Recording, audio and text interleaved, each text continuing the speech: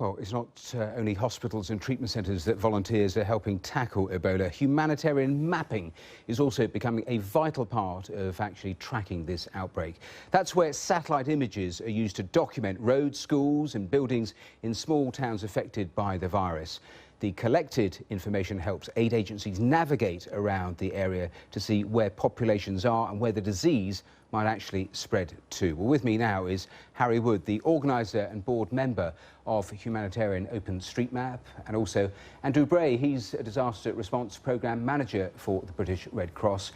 And we're also joined by Pierre Belland in Montreal, a volunteer with OpenStreetMap and a former economist. Thanks to all of you for joining us here. This is a fascinating area. Harry, to you, first of all. The origins of this was Haiti after the earthquake. I was reading a fascinating story from MSF who said they got a call from a nun in a remote village saying, please help us. We're seeing a disease that we never have before, and that was cholera. So they sent their teams out, and every village they got to, they thought this must be it. But of course it wasn't. And that crystallises the need for proper mapping, doesn't it? That's right. So MSF at that time was responding to this disastrous earthquake that hit in Haiti. This was 2010.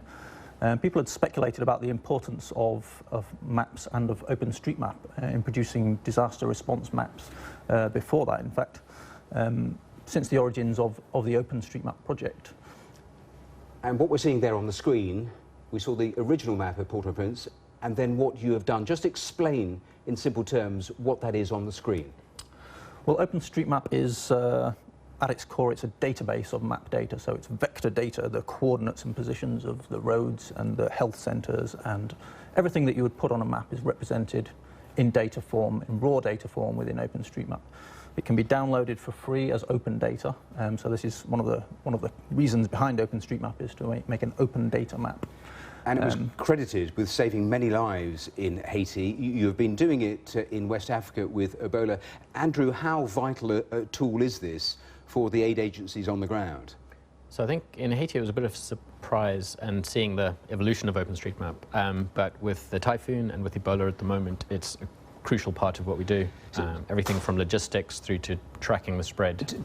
Take me through it practically. How is it of use for people of your agency on the ground dealing with this? Practically, so the epicenter of the epidemic was not on the map before the Humanitarian OpenStreetMap put it there. And the villages around that, where the patients were coming in from, where we have an Ebola treatment center, that was literally not on a map. You wouldn't be able to find those villages. So what sort of difficulties was that posing for you, not having access to that sort of information readily on maps? So one of the biggest components of this Ebola thing is the contact tracing. Like, very important to keep track of all of the, if somebody has Ebola, you need to keep track of everyone that's they've come in contact with in the last 21 days. That's a huge task, thousands of volunteers on the ground doing it. But if I come from a place, if that place isn't on the map, it's really hard to figure out who to get in contact with. We're looking at some of the satellite imagery that is key to this. Let me bring Pierre in, because you actually go about constructing this, gridding up these towns, these villages. Tell me simply how you actually go about doing it. Oh, so we coordinate with the various groups. MSF asked us first to map Gekedut. We did that in one day. Then we move around. We obtain new imagery, continue to trace roads, identify villages, find name of villages, type of things we are doing. And how quickly can you do it? Because with Ebola, certainly the speed of spread is so fast, and accurate information, the need for that also needs to be fast. So how quickly can you do this? For a town like Gekedut, 250,000 people, we did it in a day. But for large regions, for 3 countries, that's certainly spreading faster than what we can do sometimes. But at this point, we've covered most of the area affected. And as you're doing it, how much coordination have you got with the various aid agencies, those workers on the ground? We are working closely with MSF and Red Cross. And now also with WHO and OSHA, the UN agencies.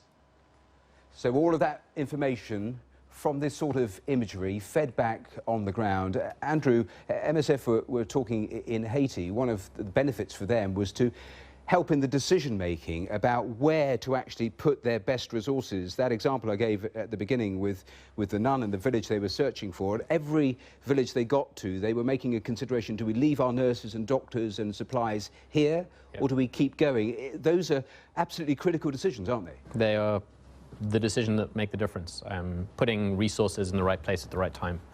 And that's what having the map a day later, so MSF or Red Cross say, we're pretty sure we have an issue in this area, could you please help us map that? And 24 hours later, thanks to volunteers like Pierre, all the details are there.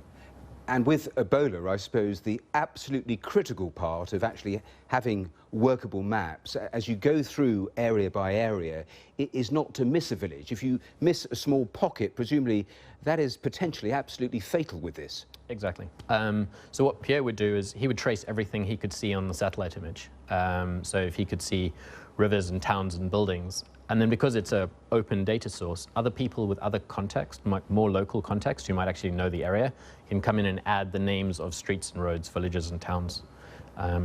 Yeah.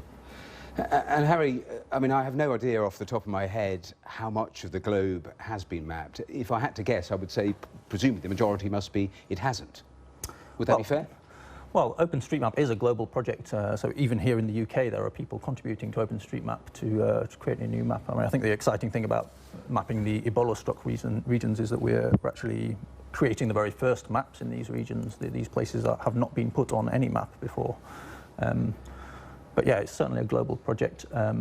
It is probably less detailed in the developing world because people will tend to contribute to OpenStreetMap around their neighbourhood where they live. They'll put their favourite restaurant on and that sort of thing. Just a final thought, Andrew, because there are so many strands to this, very, very briefly. Is this sort of thing, this mapping, actually saving lives there on the ground?